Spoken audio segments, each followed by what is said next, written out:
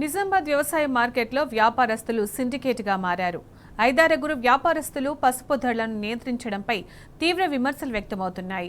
భారీ ఎత్తున పసుపు మార్కెట్కు రావడంతో ధరలను ట్రేడర్లు నియంత్రిస్తున్నారు.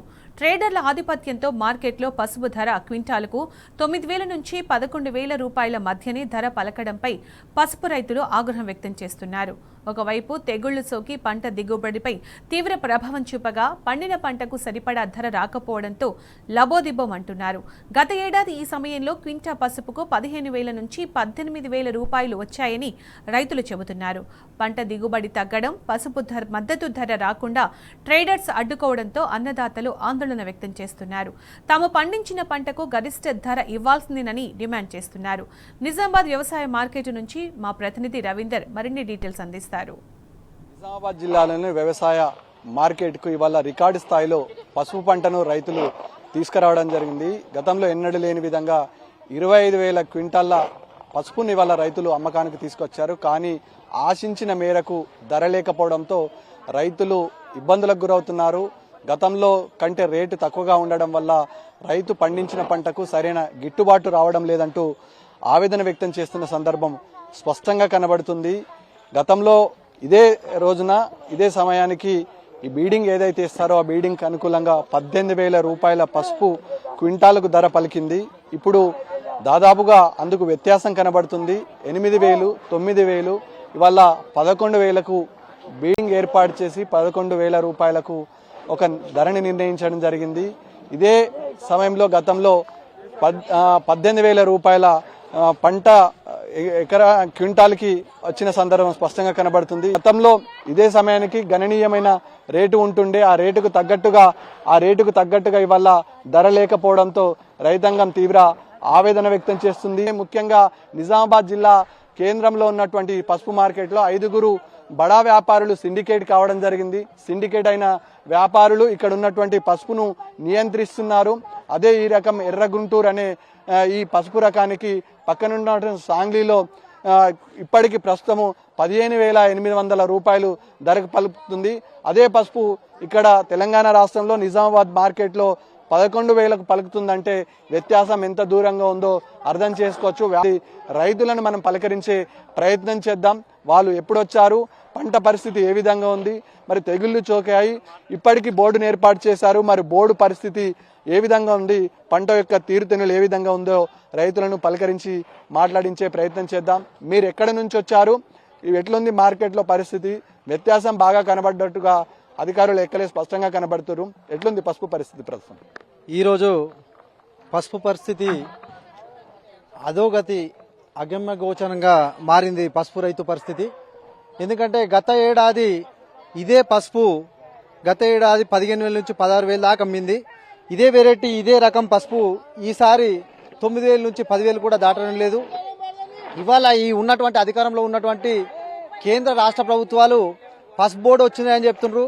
పసుపు బోర్డు వచ్చి పసుపు బోర్డుతో ఇప్పటిదాకా బోర్డు అనే ప్రకటన మాత్రం చేసింది తప్ప కానీ ఇప్పటిదాకా పసుపు రైతుకు ఎలాంటి మద్దతు ధర దక్కడం లేదు. పసుపు రైతుకు మార్కెట్లో ఎలాంటి లాభాలు పసుపు రైతుకు దక్కడం లేదు. ఈరోజు బోర్డు అని చెప్తున్నారు కానీ బోర్డు ఏర్పాటు చేసినామని చెప్పేసి ఒక ఎలక్షన్ మేనిఫెస్టో అనే ప్రచారమే తప్ప కానీ ఇలా బోర్డు అని ప్రకటించిన తర్వాత మొన్న బడ్జెట్ పెట్టడం జరిగింది.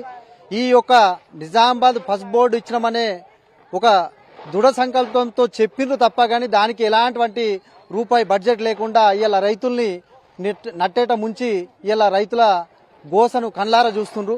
ఎందుకంటే ఈ సంవత్సరం ఈ రైతు పరిస్థితి చాలా ఘోరంగా, పసుపు పండించిన రైతు పరిస్థితి చాలా ఘోరంగా ఉంది. ఎందుకంటే దిగుబడి లేక ఒక విధంగా తెగుళ్లు ఈ పసుపుతో చాలా ఖర్చులు పెట్టి రైతు నట్టేట మునిగిండు. పసుపు రైతుని ఆదుకునే నాయకులు లేరు, ఏ ప్రభుత్వం లేదు. అసలే రైతు కష్టాల్లో ఉండు. గతంలో ఎన్నడూ లేని విధంగా ఇవాళ పంట సాగు చేశారు. బోర్డు ఏర్పాటు అయితే పంటకు గిట్టుబాటు ధర వస్తుంది అనుకున్నారు. గిట్టుబాటు ధర రాలేదు.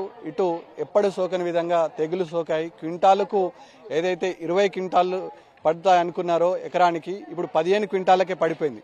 2 రకాలుగా నష్టపోయిన రైతుకు కనీసం ఇవాళ బోర్డు అని చెప్పుకున్నటువంటి ఎంపీ కానీ దాని చైర్మన్ కానీ నిజామాబాద్ మార్కెట్కి వచ్చి చూసిన పరిస్థితి ఉందా?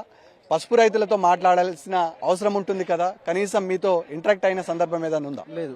ఇప్పటిదాకా పసుపు బోర్డు తెచ్చినామని చెప్పేసి నోటి మాటగా అబద్ధాల హామీ ఎంపీ గారు ఇవాళ అబద్ధాలు చెప్పి బోర్డు తెచ్చినా అని చెప్పేసి ఆయన ఢిల్లీలో కూర్చున్నాడు. ఇవాళ పసుపు రైతులు ఈ నిజామాబాద్ మార్కెట్లో ఎంత కష్టాలు అనుభవిస్తున్నటువంటి ఈ సందర్భంలో ఇక్కడ ఉన్నటువంటి లోకల్గా నిజామాబాద్ రైతుల్ని ఒక ఎంపీ గారు కానీ మాట్లాడడం లేదు పసుపు రైతుల గురించి. ప్లస్ అదేవిధంగా ఈ ప్రాంతంలో ఉన్నటువంటి అంకాపూర్ ప్రాంత రైతు బిడ్డ, ఆయనకు కూడా తెలుసు పసుపు రైతు కష్టాలు. తెలిసిన అట్లాంటి చైర్మన్ గారు కూడా ఈసారి ఈ మార్కెట్ యార్డ్లో ఏ రైతును కూడా పలకరించిన దాఖలాలు లేవు. ఇప్పటిదాకా నోటి మాటలు చెప్పడం తప్ప, ఎవరు వాళ్ళ పెద్ద మాటలు చెప్పడం తప్ప కానీ పసుపు రైతుని పలకరించి పసుపు రైతుని మన లాభాల్లో తెచ్చే నాయకులు ఎవరు లేరు. నోటి మాటలతోటి చెప్తారు తప్ప అంతకుమించి ఇంకేం లేదు. బోర్డు ఏర్పాటు చేసామని చెప్పారు, బోర్డు కొలువు తీరింది, ఇక్కడే బోర్డు ఉంది అని చెప్పారు. మొన్న బడ్జెట్లో బోర్డుకు నిధులు కేటాయించిన సందర్భం ఏ ఒక్కటి కూడా కనబడలేదు. దీంతో పాటు డిమాండ్ ఉన్నటువంటి రబ్బరు బోర్డు, అదేవిధంగా ఇటు తేయాకు కాఫీకి సంబంధించిన బోర్డుకు నిధులు కేటాయించిన కేంద్ర ప్రభుత్వం పసుపు బోర్డును విస్మరించడంలో ఆంతర్యం ఏంటి? ఈరోజు మనకు కంటికి కనబడే విధంగా నోటి మాటలు అబద్ధాల మాటలు చెప్తూ ఇప్పటిదాకా ఈ 10 సంవత్సరాలు ఏదో బాండ్ పేపర్ల మీద రాసిచ్చినామని చెప్పేసి ఈ పసుపు బోర్డు తీసుకొస్తున్నామని చెప్పి 10 సంవత్సరాలు దాటిపోయింది. మళ్ళా ఎంపీగా గెలిచిండ్రు. మళ్ళా గెలిచిన తర్వాత మళ్ళా ఇదొక అబద్ధపు హామీలాగా మిగిలిపోతుంది. ఎందుకంటే అదే వేరే రాష్ట్రాలలో పొగాకు బోర్డే కానీ ఇంకా సుగంధ ద్రవ్యాల బోర్డులు ఉన్నాయి, దానికి మద్దతు ధర ఉంది. కానీ మన నిజామాబాద్ మట్టుకు పసుపు బోర్డు ఏర్పాటు చేసినామని చెప్పేసి సెంట్రల్ మినిస్టర్లు కానీ ప్రధానమంత్రి గారు కానీ ఈ స్థానిక ఎంపీ గారు చెప్పడం జరిగింది. కానీ ఆ బోర్డుకు ఇప్పటిదాకా ఒక పైసా కేటాయించిన దాఖలాలు లేవు. కొంతమంది రైతు ఉన్నారు, మీరు చెప్పండి ఏంది పరిస్థితి? మార్కెట్కు ఇవాళ ఎన్నడూ రాని విధంగా అత్యధికంగా వేలల్లో క్వింటాలలో ఇవాళ పసుపు పంటను తీసుకురావడం జరిగింది. అయినా గిట్టుబాటు ధర లేదని రైతులు ఆవేదన వ్యక్తం చేస్తున్నారు. పసుపును ప్రాసెస్ చేసి తీసుకురావడానికి అనేక లక్షల రూపాయలు ఖర్చు అవుతుంది. ఇప్పుడు ప్రభుత్వం అందిస్తున్నటువంటి బోనస్ కానీ, అదేవిధంగా ప్రభుత్వం ఇస్తున్నటువంటి గిట్టుబాటు ధర కానీ, ఒక గిట్టుబాటు ధర ప్రధానంగా ఆ రోజు నుంచి మీరు డిమాండ్ ఉండి ఇవాళ బోర్డు ఏర్పాటు చేశారు. మరి పరిస్థితి ఏ విధంగా ఉంది? పరిస్థితి ఘోరంగా ఉంది. నా పేరు శేఖర్, మాది గ్రామం మైలారం మండల దర్పల్లి, జిల్లా నిజామాబాద్.